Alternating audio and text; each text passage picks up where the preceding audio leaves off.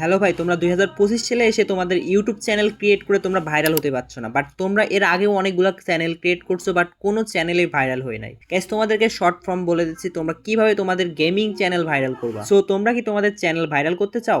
ठीक है।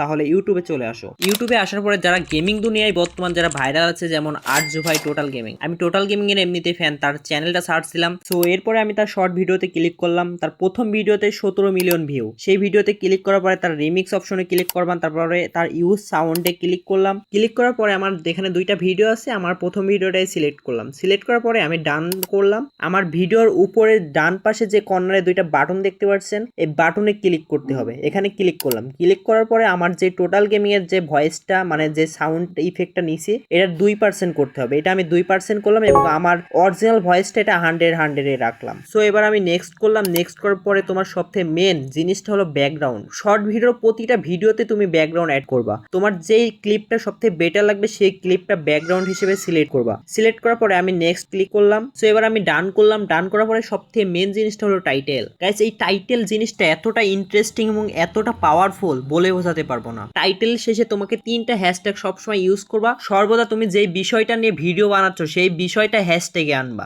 দ্বিতীয়ত হ্যাশট্যাগে ফর ইউ আনবা, কারণ এটা সবসময় ট্রেন্ডে থাকে। এবং তৃতীয়ত আমি এই চ্যানেলে শর্ট ভিডিও আপলোড করবো, এই কারণে তৃতীয়ত হ্যাশট্যাগ শর্টস হবে। এরপরে একটা বিষয় আছে, এখানে আমার চ্যানেলটা নতুন, আমি এখনো পাবলিশ করি নাই। চ্যানেলটা প্রথমত পাবলিশ করলাম। এবার সিলেক্ট অডিয়েন্স, এখানে ক্লিক করার পরে আমি সর্বদাই তোমরা নো ইউজ করবা। নো এটা ইউজ করলে হয় কি, তোমার প্রতিটা অডিয়েন্স যাদের বয়স 18 বছরের বেশি তাদের কাছে ভিডিওটা পৌঁছায়। সো গাইস, ভিডিওটা যদি ভালো লেগে থাকে তাহলে তোমরা যারা আমার চ্যানেল নতুন তারা আমার চ্যানেলটি সাবস্ক্রাইব করতে কখনোই ভুলবে না।